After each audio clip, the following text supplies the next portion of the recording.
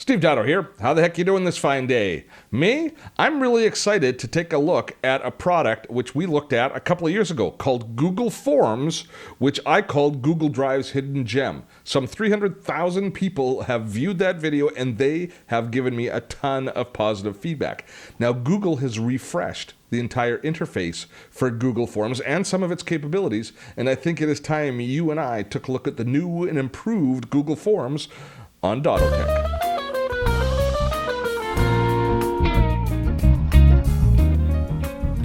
I certainly hope that this video has the same kind of impact with people that the very first time we looked at Google Forms did, because this is one of those tools when you discover it, you go, oh my gosh, what a useful tool, I had no idea.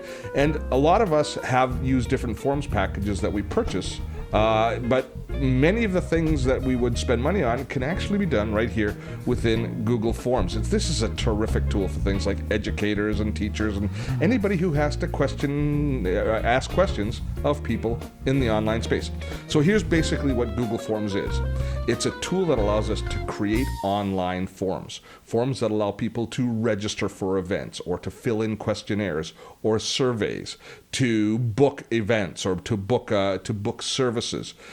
It allows us to ask, to test, to create queries, quizzes, or questionnaires. All of that we can create within Google Forms. Now you find it by going to your Google Drive, you go under New, and you create a new Google Form. You have to go to the second level. It's so hidden that you actually have to go to the second level with all of the kind of the extra tools. I think it should be first level. Google, move it first level. But you go here and you create Google Forms, create a Google Form, and this will bring you into the editor to create a document.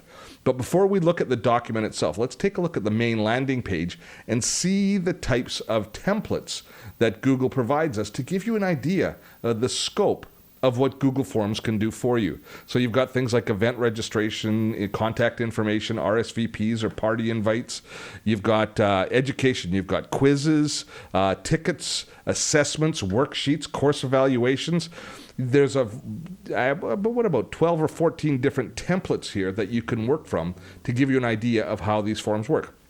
So what will happen is you create the form within this environment, and then we share the form online in some way. Now they can be shared in Facebook, they can be shared in an email, they can be put on a website as an embed within a website. There's lots of ways for us to share the forms with the community. Then once the form is shared, then people who fill in the information on the form, all of that information is captured back to us, and then we can act on that information. Now I've got a great little example. I set up a little test a little bit earlier today, and my Facebook friends have already responded, so I created a live form so we can see the beginning and the end of this process all within this demo. But let's begin with taking a look at this Untitled form that we just created and look at the new interface. It's a very clean interface for this, and it just basically gives us the tools that we need and access to them without a lot of foofara around it. So what we see is, first of all, the Untitled form itself. This is where we give the form its title. So we have to name it My Interesting Form. So this is going to be TMI. There we go. My Interesting Form. There we go. So that's just going to ultimately become the title of the form. Then down here beneath that, we've got different sections, and the first section allows us to ask questions. So, are you happy? Happy is going to be my first question, and you can see that we now go into the this pop-up menu, which allows us to choose the type of response that we're looking for from our community. So it can be written answer, short answer, or a paragraph, so you can see it already works for doing things like testing. Multiple choice, which you'll use a lot. Checkboxes, so you can have multiple choice answers. You can have a drop-down menu that'll allow you to have different drop-downs, so they can select from within a menu that as soon as you hover your mouse over it, it gives you multiple choice. We can also set up scales where you say good, better, best, or worse, or worse, or the absolute worst. Multiple choice grids, and you could also incorporate date or time.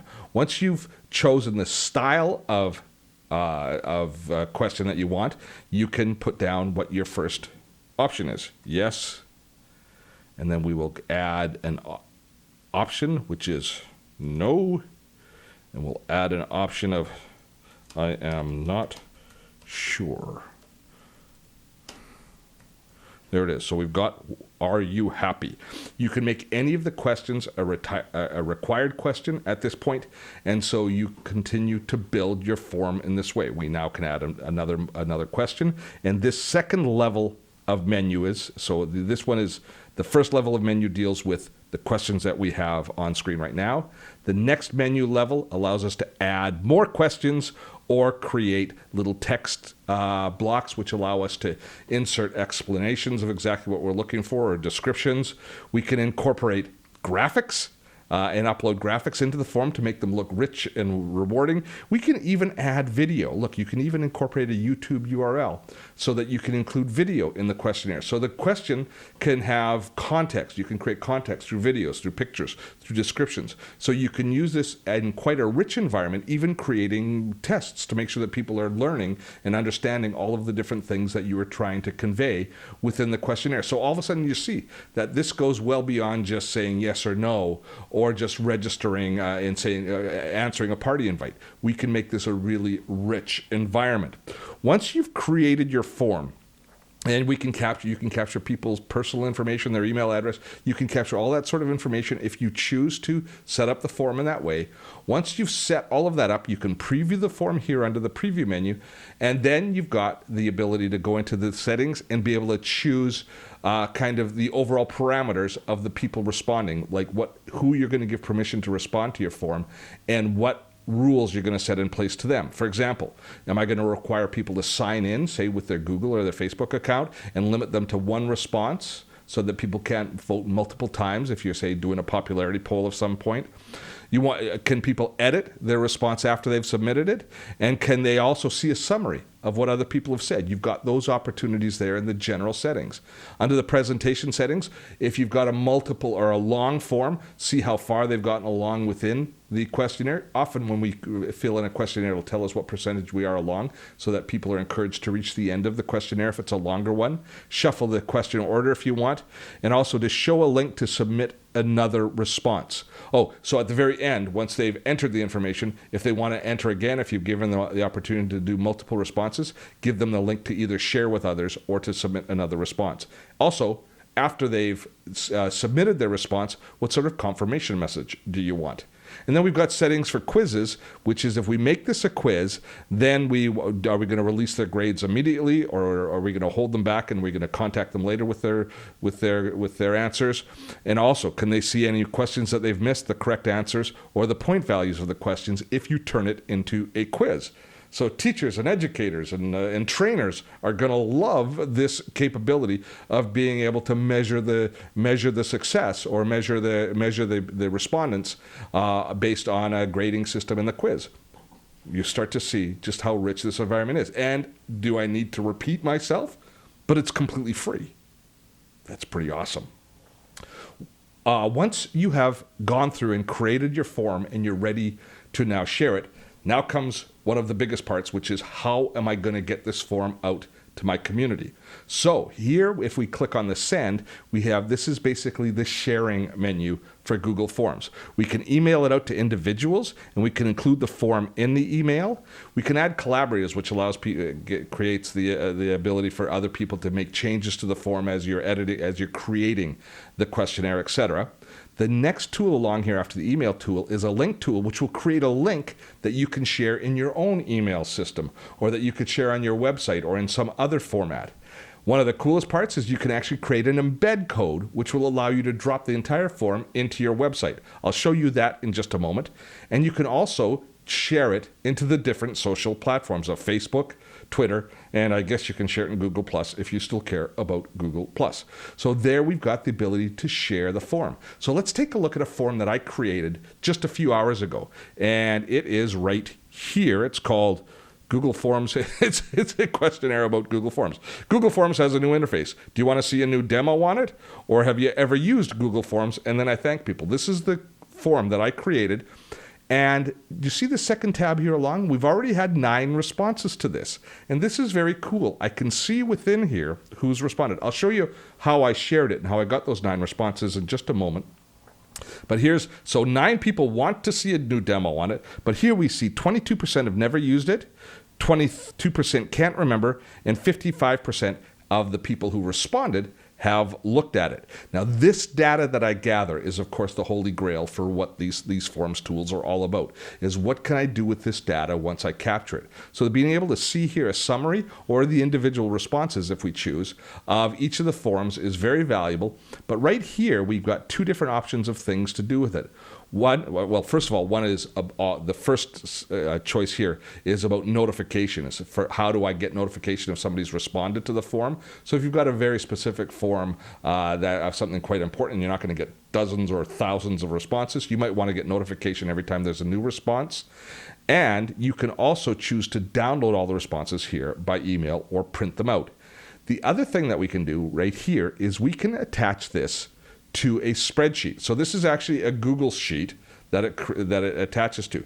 Now, if you think about the nature of collecting all of the information on a form, the natural place to be able to manage that information is in a spreadsheet. So if I choose to say create a new spreadsheet with this, I'll create it. And this is the area that people kind of had a little bit of a disconnect with Google Forms, I think, in its original iteration, was because they didn't have that intermediate step there where we could look at the summary easily. Instead, all of the information would come into like this, into a Google Sheet, and it wasn't quite as user-friendly and as graphically friendly as what they've added. So this is a big change from the original version of this software. But here you can see that we've got all of this information, and now we can start to sort the information, and we can use it in a variety of different analytical ways because it's automatically imported into the spreadsheet here.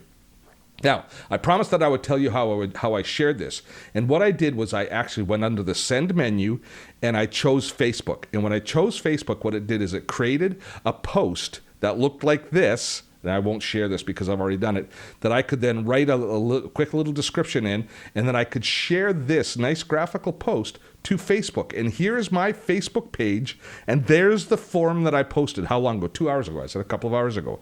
And since then, we've had about 9 people go in and actually fill in the form, but this is what they saw when they did it. So they saw the form here in Facebook. All they did is they clicked on it, and it launched the form in their browser in a separate instance where they could say, do you want to see a demo on Google Forms? Yes. Have you ever used Google Forms? Yes.